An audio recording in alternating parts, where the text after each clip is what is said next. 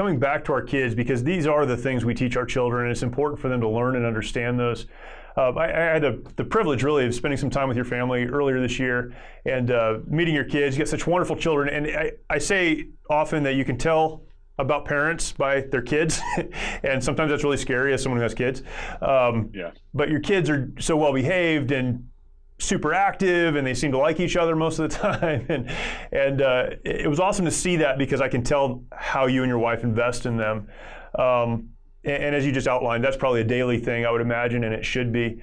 Apart from having a relationship with Jesus Christ and entering into that relationship and understanding that, what are you trying to instill in your kids that they'll carry with them into adulthood and really begin teaching their own children someday? Oh, man. There's a lot there. But I would actually take this and kind of turn it around to the parents. In other words, the joy that mom and dad have in the house is the joy that your kids are going to have in the house. Right, sure. The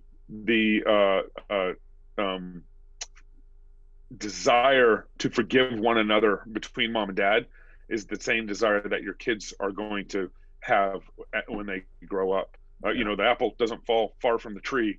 So, mom and dad's relationship, not just with each other, obviously, but also with the Lord, is largely what influences your kids and how they grow up to be godly children.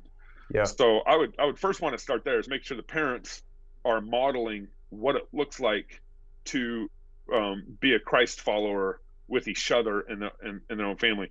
And then, the biggest thing, I'll come at it this way.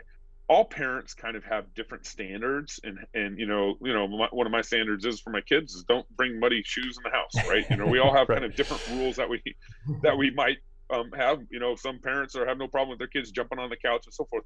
But I think that the point of when you're raising your kids as a family unit, you want them to love your standard. Whatever standard if you have a strict standard or a looser standard, you want them to love what you're doing in your house.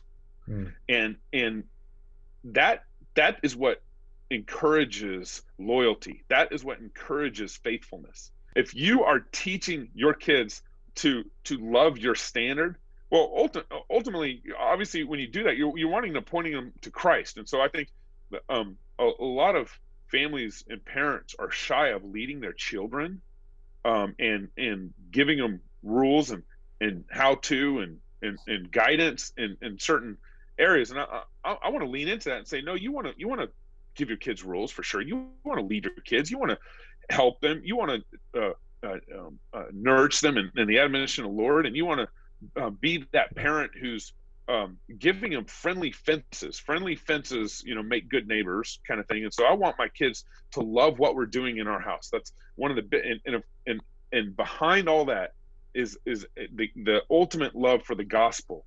But good standards actually drive love for gospel. Now, I'm not I don't believe you're saved by good works at all. But I believe good family, loving community and good family guidance and standards drive your kids to the gospel, just like God's standards drive us to the gospel and everything. So ultimately, I want my house to be an aura of joy and love in what we're trying to do as a family.